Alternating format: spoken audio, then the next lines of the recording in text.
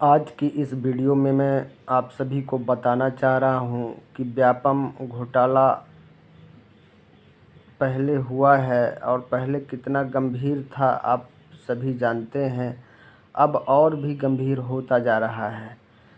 पहले जब ऑफलाइन परीक्षा में व्यापम घोटाला हुआ था तो आपको पता होगा कि कोरी आंसर शीट मतलब कि OMR शीट कोरी प्राप्त हुई थी। ऐसा भी प्रूफ हुआ है कि व्यापम में परीक्षार्थियों ने कोरी आंसर शीट सबमिट की थी और उसे बाद में भरा गया था। ये तो पुरानी बात है, लेकिन अभी हाल ही में पटवारी भर्ती परीक्षा में, जो कि मैंने स्वयं दी थी और मेरे कुछ साथियों ने भी दिया था, वहाँ पर स्क्रीन में जो रिज़ल्ट आया था वो नंबर और जो रियल रिज़ल्ट आया है उसमें धरती आसमान का अंतर है।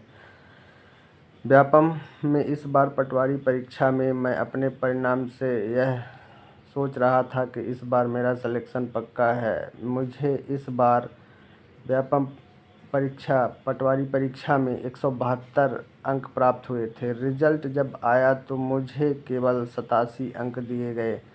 अब मैं व्यापम को यह कैसे प्रूफ करूं कि मुझे परीक्षा के दौरान इतने अंक प्राप्त हुए थे। अब आप ही बताइए, यदि आपके पास कोई सलूशन है। आप सभी जो वीडियो देख रहे हैं, आप यह बता सकते हैं कि मेरी इस समस्या का समाधान क्या है। इस तरह की समस्या और भी कई अन्य लोगों के पास है, जिन्हें परीक्षा के दौरान अधिक अंक प्राप्त हुए लेकिन परिणाम में बहुत ही कम अंक प्राप्त हुए हैं। ऑनलाइन परीक्षा बहुत ही गंभीर समस्या है, जहां जैसा कि मैंने अभी शुरू में बोला कि पहले पटवारी परीक्षा घोटाला में कम से कम आंसर शीट को व्यापम में चपरासी के द्वारा भराया जाता था या किसी अन्य व्यक्ति के द्वारा भराया जाता था और उसे पास घोषित किया जाता था।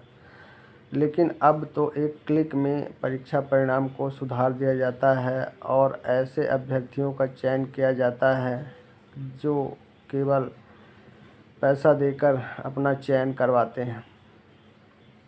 इस समस्या से निपटने के लिए आपको आगे आना होगा और सरकारों के खिलाफ आंदोलन करना होगा। ऐसे यदि आप बैठे रहेंगे तो कुछ होने वाला नहीं है। आप भी बताएं कि आप कितने लोगों के साथ ऐसी समस्या है कि जब आपने परीक्षा दी थी तब आपका परिणाम कुछ और था और 2-4 नंबर का परिवर्तन हम मान सकते हैं। नॉर्मलाइजेशन कैसे करता है व्यापम, ये मान सकते हैं, लेकिन यहाँ पर मेरे साथ तो के 100 नंबर का मसला है।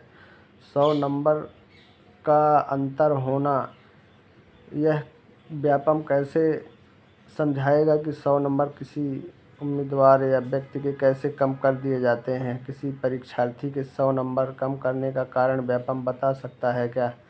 और व्यापम जब इतनी महंगी फीस लेता है तो उस दौरान जब परीक्षा हॉल छोड़ा जाता है, उस दौरान जो अंक प्राप्त होते हैं उसका प्रमाणित प्रिंट आउट क्यों नहीं दिया जाता? इसीलिए नहीं दिया जाता कि जिससे व्यापम अपनी मनमानी कर सके और ऐसे घोटाले कर सके।